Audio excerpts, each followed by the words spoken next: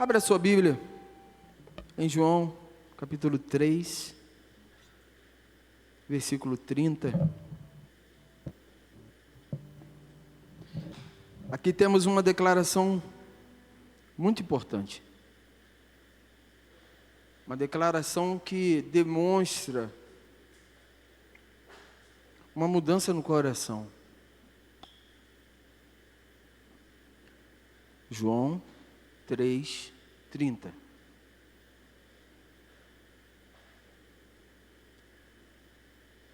Todos acharam amém? A palavra de Deus diz assim: convém que ele cresça e que eu diminua. Você pode ler comigo? Convém que ele cresça e que eu diminua. Vamos orar? Amado Deus e Pai, nós te agradecemos pela oportunidade de estarmos na tua casa. Obrigado. Obrigado por tamanha bênção que é estar nesse lugar. Te pedimos agora, Senhor, que tu possas, Senhor, acalmar os nossos corações, tirar de nós toda tribulação, toda preocupação, e que nós possamos prestar atenção, estarmos ligados e com corações, Senhor, disponíveis nessa noite. Fala conosco, transforma o necessário em nós, para que o teu nome seja glorificado. Assim nós oramos e te agradecemos em nome de Jesus. Amém. Meus irmãos, seguimos nessa série de mensagens. Nessa noite o tema dessa mensagem é revelar Jesus em nós. Estamos falando daquela parte em que a ação de Deus em nós, para que você entenda o contexto, nós falamos por ser guiados pelo Espírito Santo, é uma ação de Deus em nós. Falamos sobre nascer de novo, é necessário nascer de novo, amém? Falamos sobre aceitar o agir de Deus, que nós possamos aceitar e que a vontade dele seja soberana e que nós possamos confiar no agir de Deus, mesmo que no primeiro momento a gente não entenda. Confie, o Senhor tem o melhor para nós, amém? E nessa noite, a última mensagem dentro dessa grandeza da ação de Deus em nós, revelar Jesus em nós. Como você sabe, a gente acompanha um livro do pastor Josenildo, e eu extraí uma frase que ele colocou no livro para começar, que diz o seguinte: os grandes homens e mulheres de Deus não são aqueles que fazem grandes coisas, mas são aqueles que escolhem diminuir-se para o Senhor crescer. Vou repetir para você. Os grandes homens e mulheres de Deus não são aqueles que fazem grandes coisas, mas são aqueles que escolhem diminuir-se para o Senhor crescer. Como tem sido os dias atuais, né? Cada vez mais, cada dia mais, nós precisamos aparecer nos dias atuais. Quem aqui é um funcionário, gente, fugiu a palavra. Você que é autônomo, né? Esqueci agora o nome. Um profissional liberal, né? Você que empreende. Quem aqui trabalha assim? Tem pessoas aí que trabalham assim? Pois é. O que acontece hoje? Alguém vai dizer para você assim: quem não é visto não é lembrado. Se você não botar, o que? Você ainda não está no mundo digital? Você precisa estar no digital, porque se não estiver no digital, ninguém vai saber de você, ninguém vai conhecer o seu trabalho, ninguém vai te seguir, e você não vai conseguir vender o seu produto, o seu serviço. Isso é uma realidade hoje. Cada dia mais a gente tem que estar provando mais as nossas qualidades, que é muito bom, que nós somos preparados. Cada dia mais a gente precisa afirmar as nossas capacidades. Todo dia, toda hora.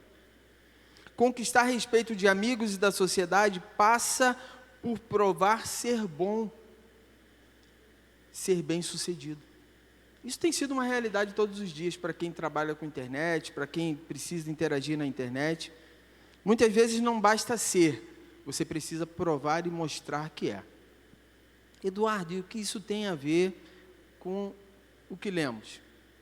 Eu quero fazer duas perguntas para você. Será que essa forma de agir dos tempos atuais acaba nos influenciando?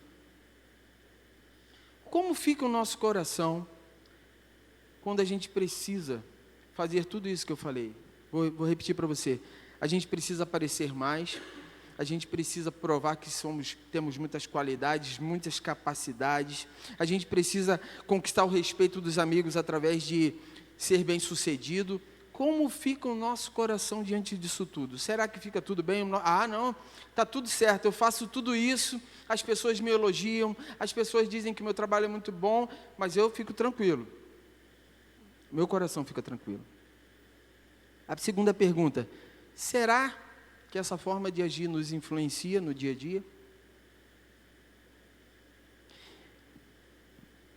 Isso é o que nós vivemos nesse mundo.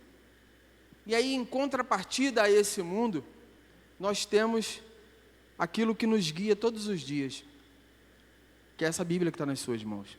E o que essa Bíblia relata? O Evangelho, as boas novas da salvação, a forma como a gente deve viver, a forma como a gente deve se relacionar, tudo está aqui. Só que esse Evangelho, ele vem na contramão do que o mundo muitas vezes nos ensina, nos estimula. E esse Evangelho nos ensina a viver de uma forma completamente diferente.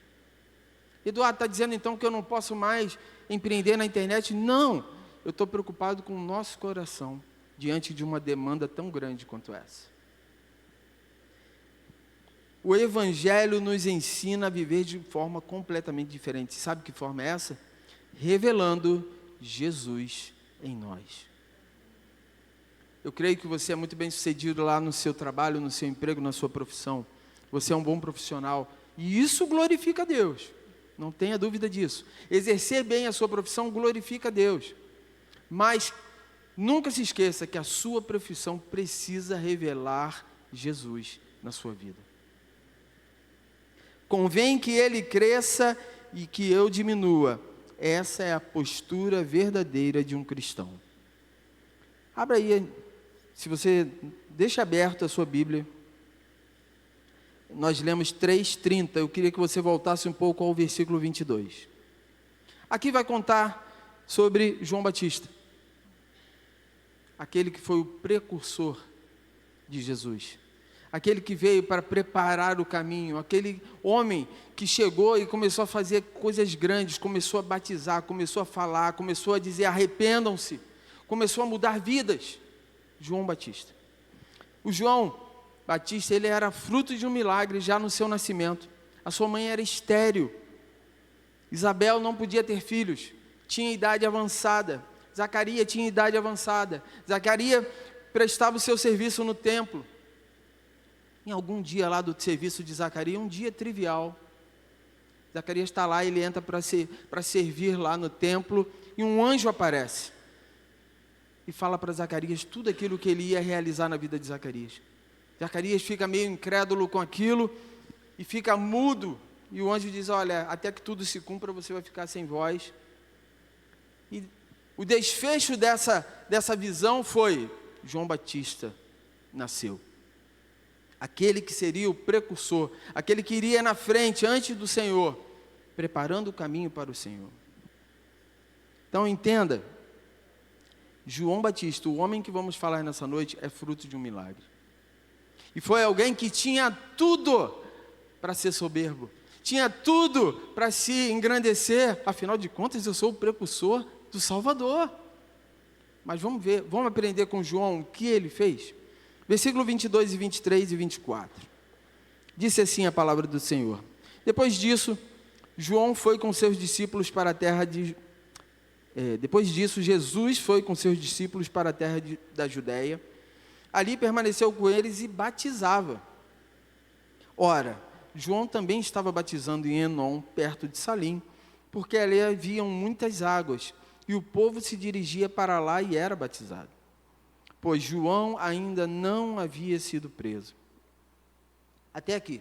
É interessante que naquele momento, o ministério de Jesus estava começando a se expandir. João continuava batizando, João continuava falando: gente, olha, o caminho para a salvação é arrepender-se. Mas Jesus já estava também fazendo. Naquele momento, desses 3 versículos aqui, na verdade, estava contando que o ministério de Jesus estava se expandindo. Nessa hora, não era momento de competição, trazendo rapidinho, saindo de lá de 2000 anos atrás para os dias de hoje. Você começa a empreender alguma coisa, daqui a pouco você ouve assim, e rapaz, você sabia que tem um cara ali que está fazendo a mesma coisa que você ali na esquina? Aí você já começa, ai meu Deus. Manda um espião lá, manda um amigo para saber como é que o cara faz o produto, como é que faz o serviço, para saber. Pois é, não havia competição entre Jesus e João. E a gente vai entender por que João não precisava competir com Jesus.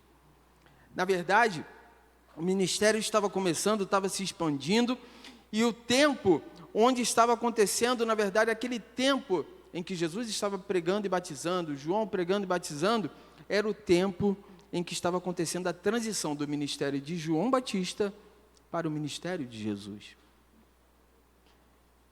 Tudo poderia passar na cabeça de João, mas não foi assim que aconteceu.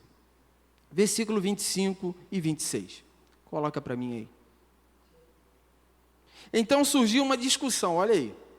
Olha o humano que tem em nós falando. Entre os discípulos de João e um judeu a respeito da purificação.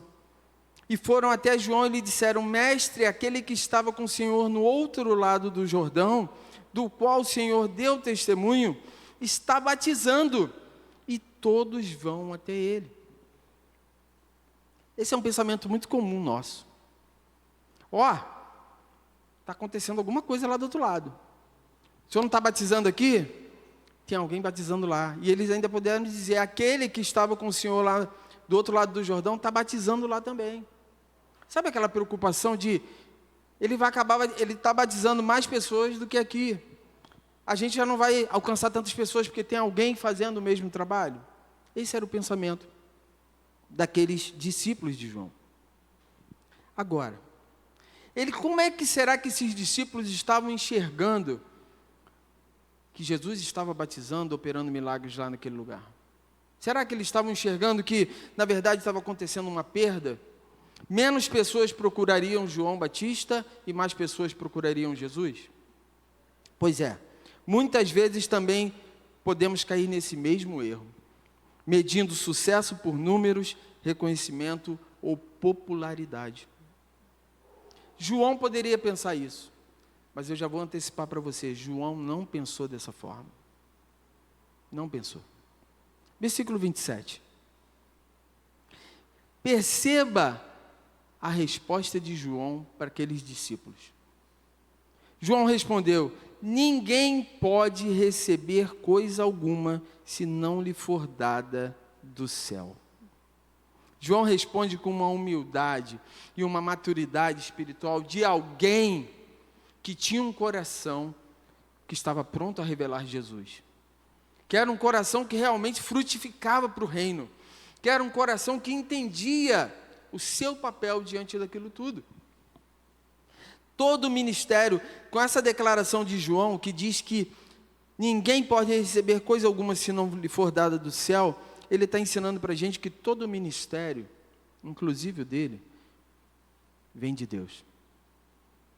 Toda a capacidade que João tinha de pregar, intrepidez, ousadia, se fosse no dia de hoje, acho que João era daquele que falava, ou arrepende ou vai morrer. Acho bom você se arrepender, hein? Era impactante a pregação de João. Toda a capacidade, até para isso, ele sabia que vinha de Deus. Não vinha do homem, não era uma capacidade artística de João, não, vinha de Deus. E por fim, ele também entendia que todo o resultado do seu ministério vinha de Deus. Percebe que um homem que tem esse entendimento não permite que o seu coração se ensoberbece, que o seu coração ficasse aquele coração, mas eu já batizei 300 pessoas, anota aí, discípulo, 301 agora. Olha, vão dizer lá no futuro, eu fui João, o precursor, em momento algum, na Bíblia, você vai ver João falar assim, mas eu fui precursor. O nome dele ficou registrado aqui, porque ele diz a palavra que ele já estava cheio do Espírito Santo desde o ventre de Isabel. Era isso a vontade de Deus para ele. Mas em momento algum aquele homem ficou grande, né, enorme, pelos feitos que Deus estava permitindo que ele fizesse. Então ele declara claramente que ninguém pode receber coisa alguma se não lhe for dada do céu. Não há espaço para inveja num coração desse. Um coração que reconhece o seu papel, reconhece a grandeza do seu ministério, do seu chamado, não há espaço para inveja, porque ele percebe que tudo aquilo que vem, vem do Senhor. E ele continua, versículo 28. Vocês mesmos são testemunhas de que eu disse, eu não sou o Cristo, mas fui enviado como o seu precursor. Até aqui. Conforme eu falei para você, o anjo que visitou Zacarias, o pai de João, já havia informado que João iria adiante do Senhor. Ou seja, desde pequenininho, quando ele começou a crescer, os pais já sabiam o propósito, já sabiam o porquê da vida de João. Eu imagino que para pai, imagina você pai e mãe,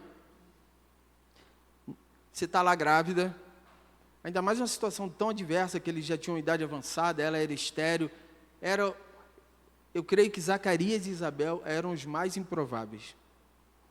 Mas Deus gosta de fazer essas coisas, tá?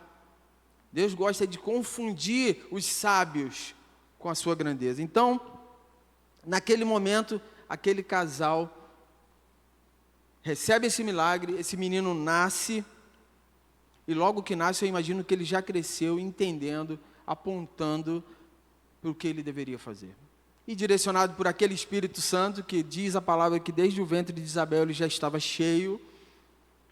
Você já percebeu que quando eu e você estamos cheios do Espírito Santo, que nós temos direção?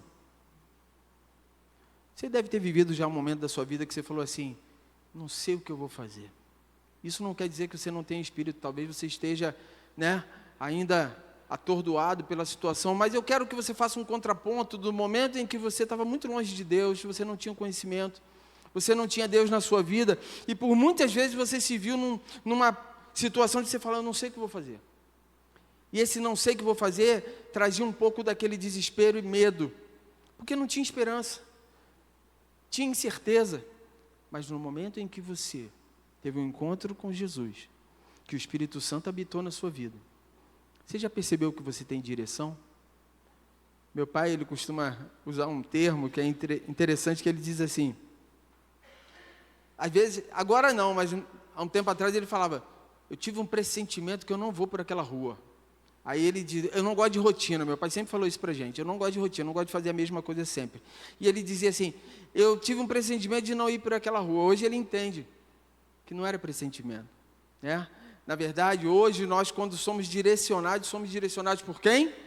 Pelo Espírito Santo de Deus. E João não era diferente. João sabia que ele era o precursor. João sabia da sua missão e ele proclamava isso. Ele dizia claramente, olha, eu estou realizando essas coisas, mas eu não sou o Cristo. Não adianta querer me adorar porque eu não sou o Cristo, Ele está por vir, eu estou preparando o caminho dele. Ao ser questionado, tem uma passagem em João capítulo 1, que ele está sendo questionado pelos sacerdotes e levitas que foram enviados pelos judeus. E João responde, eu batizo com água, mas no meio de vocês está alguém que vocês ainda não conhecem. Ele vem depois de mim, mas não sou digno de desamarrar as correias das suas sandálias. Olha que coração! Jesus estava lá ainda. Seu ministério ia começar, já estava começando. Jesus não tinha aquela expressão toda. Mas as pessoas gostam muitas vezes de adorar pessoas. Então ele tinha tudo para ter um coração soberbo. E muitas vezes pessoas caem em golpes, caem em armadilhas, porque pessoas gostam de adorar pessoas. Pessoas gostam de criar pequenos deuses. Deuses esses que a gente coloca a nossa esperança, que a gente coloca toda a nossa... Olha, essa pessoa vai resolver o meu caso. Querido, querida, só quem pode resolver o seu caso é Jesus. Mais ninguém. Não coloque esperança em mais ninguém.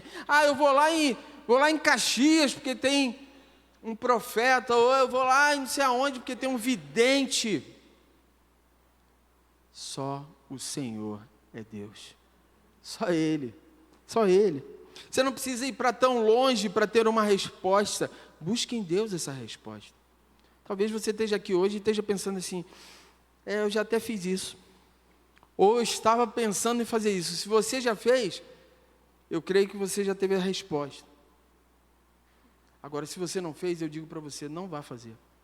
Pelo contrário, busque em Deus a sua resposta. Então, João relembrava algo que ele mesmo já havia dito muitas vezes, eu não sou o Cristo. Olha que coração maravilhoso, um coração que revela a Cristo, um coração que glorifica a Deus através das suas atitudes, através do seu testemunho, através da sua boca. Toda honra e toda glória somente a Cristo. A missão era preparar o caminho para Jesus. Que missão maravilhosa. Não é qualquer missão, gente. Pare e pensa. Falamos na semana passada sobre Maria, que ela teve que aceitar o agir de Deus. E o anjo diz para ela, você é uma agraciada. E ela diz, Senhor, que seja feito então conforme, em outras palavras, a sua vontade, que assim se realize na minha vida. E ela aceitou o agir de Deus. Ela aceitou a missão. Mesmo sem entender ainda como tudo aconteceria, ela aceitou a missão. E aqui é João, que aceita uma grande missão de preparar o caminho para Jesus. Será que, nos dias de hoje, se alguém fosse contemplado com essa grande missão, como ficaria o coração dessa pessoa? Será que ficaria apenas honrado, muito feliz, ou ficaria soberbo? Coração é enganoso. O nosso coração é enganoso. Uma das maiores virtudes de João Batista era saber exatamente quem ele era e quem ele não era. Ele sabia, eu sou só o precursor. Ele que importa ser adorado, ele que pode todas as coisas, não sou eu. Mas perceba, versículo 29. E aí, João usa um exemplo maravilhoso. Um exemplo que todo mundo aqui vai entender perfeitamente. Olha o que diz o versículo 29. O que tem a noiva é o noivo. O amigo do noivo que está presente e o escuta se alegra muito por causa da voz do noivo, pois essa alegria já se cumpriu em mim. Ele usa uma figura que era muito conhecida na época. Na cultura judaica, o noivo, ele era a figura principal do casamento. O amigo do noivo era aquele que ajudava nos preparativos. Quando o noivo chegava na cerimônia, o amigo se alegrava e saía de cena. Trazendo para os dias de hoje, é como se fosse assim, você vai casar, você tem um grande amigo, esse amigo vai preparar tudo, esse amigo vai convidar pessoas, vai fazer até toda a parte de arrumação, aquela coisa toda acontecendo, mas quando o noivo entra por aquela porta, ele é a figura principal. É para ele toda a honra daquele casamento. E aí o amigo do noivo sai de cena, porque o noivo está chegando. Olha que coisa. Isso te parece familiar? Quem é o noivo da igreja? Jesus é o noivo. Quem é a igreja? A noiva. O povo de Deus é a noiva. E João é apenas o amigo do noivo. Aquele que preparou tudo. Mas conforme eu falei, existiu uma transição entre os ministérios. O ministério de João, que começou como precursor, e logo depois começou o ministério de Jesus. Então, ele foi preparando tudo aquilo. E quando o noivo chegou, ele falou, agora é com ele. Eu batizava por água, mas vem aquele que vai batizar no Espírito Santo. É ele. É ele. Então, João entendeu, ele não sentiu ciúmes. Agora chegou o noivo, vocês não vão me dar mais atenção. Agora chegou o noivo, eu vou ficar de lado. Não, ele deixa claro, pois essa alegria já se cumpriu em mim. O que ele está dizendo com isso? Eu entendi a minha missão, eu entendi o meu trabalho, o noivo chegou, e agora eu estou muito alegre, porque eu fiz o meu trabalho e preparei o caminho. Ele tinha tudo para ter um coração soberbo, mas existia uma diferença. A palavra diz que ele estava cheio do Espírito Santo desde o ventre da sua mãe. Que coração! Que coração! Como cristãos, a nossa posição é de sermos eternos amigos do noivo.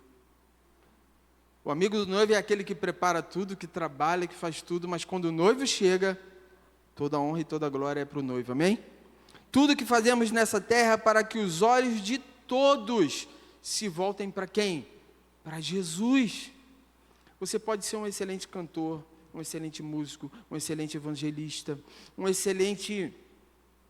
Escolha o que você quiser. Mas que essa excelência que Deus colocou na sua vida sirva para glorificar a Ele. Ele usa as capacidades, Ele usa o talento que você tem e que eu não tenho, mas Ele usa também o que eu tenho e que você não tem. Ele derramou sobre nós talentos diversos. Exatamente para quê? Eu vou usar o meu, você usa o seu.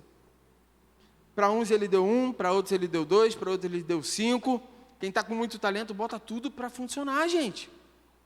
Chega de banco, vamos embora. Se o Senhor derramou talento sobre você, vamos embora, vamos multiplicar isso. Ah, mas eu só tenho 1. Sabe o que acontece? Ele vai cobrar do de 5, vai cobrar do de 2 e vai cobrar do de 1. Qual é o seu talento? Pensa aí. Eu tenho certeza que você tem um talento dado por Deus.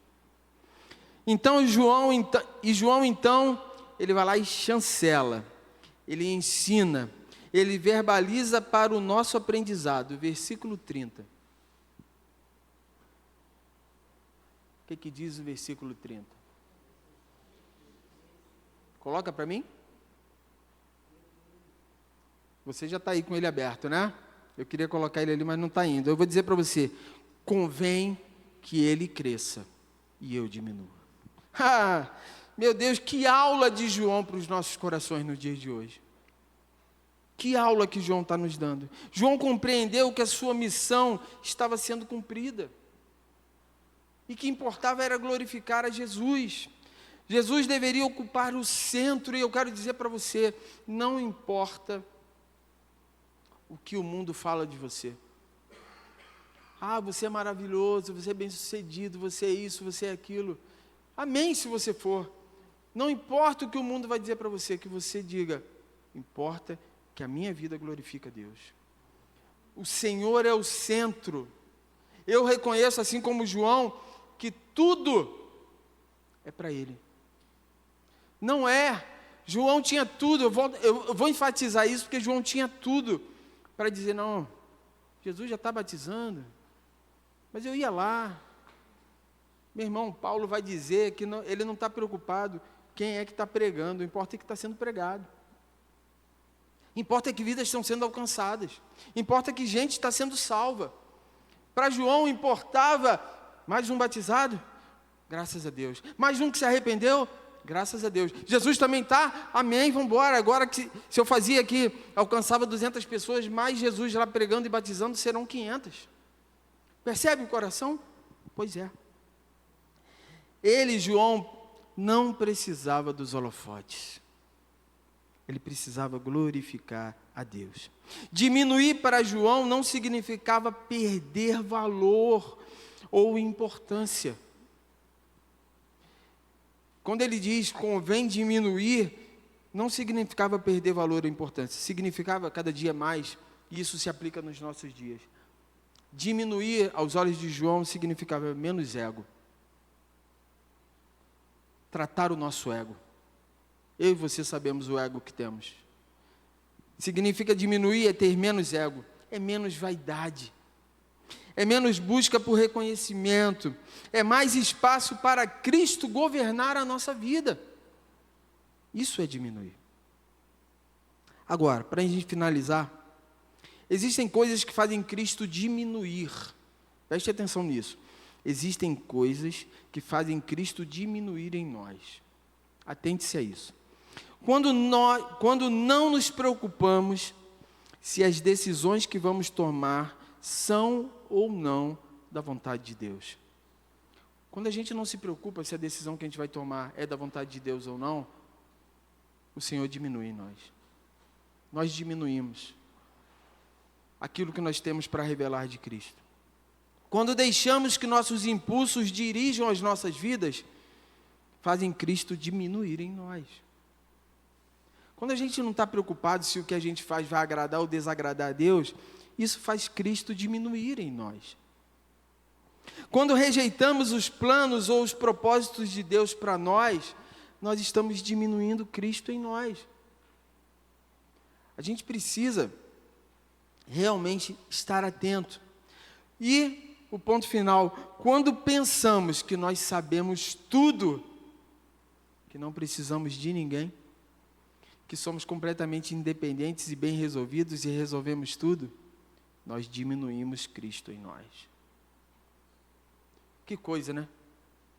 São coisas simples que talvez a gente veja acontecer no nosso dia a dia que a gente precisa estar atento. Mas também não só existem coisas que fazem Cristo diminuir em nós, mas existem também coisas que fazem Cristo crescer em nós. Você quer coisas que fazem Cristo diminuir ou coisas que fazem Cristo crescer? Com certeza é crescer. Dia após dia você quer que o Senhor cresça cada dia mais. Quando nós procuramos firmemente conhecer a vontade de Deus para obedecê-la, isso faz Cristo crescer em nós. Preste atenção. Quando nós procuramos firmemente conhecer a vontade de Deus para obedecer, às vezes você já deve ter ouvido muito assim, você tem que ser obediente. Você tem que ser obediente. Eu pergunto para você, você tem que ser obediente ao quê? Você tem que ser obediente à vontade de Deus. E como é que você vai ser obediente à vontade de Deus se você não conhecer a vontade de Deus? Eu e você. Não importa tempo de igreja, idade, situação financeira, raça, cor, etnia, não importa. Sem exceção, todos nós precisamos conhecer a vontade de Deus. Ah, Eduardo, eu estou há 40 anos na igreja, sei todos os livros da Bíblia. Eu quero te dizer o seguinte, com certeza a Bíblia vai te trazer algo que você não sabia nos dias de hoje. Sabe por quê? Ela é revelada pelo Espírito Santo. Quem de nós já não leu um capítulo e leu? Aí lá você está no meio da tribulação, no meio da dificuldade, no meio de uma situação, né? Aí daqui a pouco você volta para ler, você já fala assim, eu vou ler isso aqui, mas já até sei de cor. Quando você lê, aquelas letras saltam da página. Elas têm uma vida que não tinha. Sabe por quê? A palavra de Deus ela é discernida espiritualmente.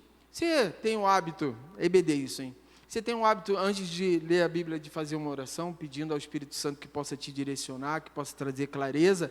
Pois é, faça isso, que eu tenho certeza que a palavra de Deus, a vontade de Deus vai se revelar para mim e para você.